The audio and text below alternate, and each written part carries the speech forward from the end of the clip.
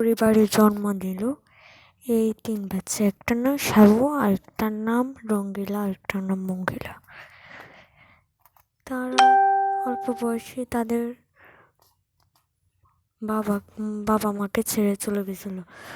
তাদের বাবা মার আত্মা তার মাকে অনেক জ্বালাইতো। তার মা হয়ে তাদেরকে এখন পানিশমেন্ট দিতে এসেছে। ওই জন্য সাবু তো বুঝতেই পারছিল না তার বোনেরা করেছে, কিন্তু সাবু করেনি।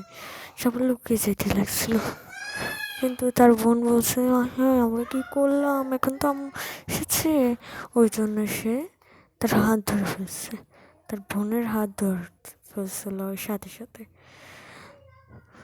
সে হাত ধরে ফেলার সাথে সাথে তার বোনকে বলছে আমি চলে যাই সাবুর কাছে।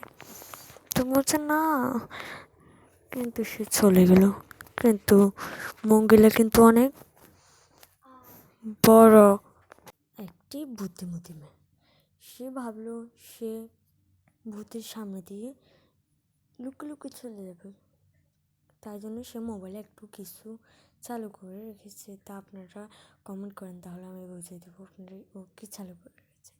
তারপর ভূতের সামনে দিয়ে আস্তে আস্তে আস্তে আস্তে ভূত তো টের পেল না। সে আস্তে আস্তে ভূতের সামনে দিয়ে চলে গেল।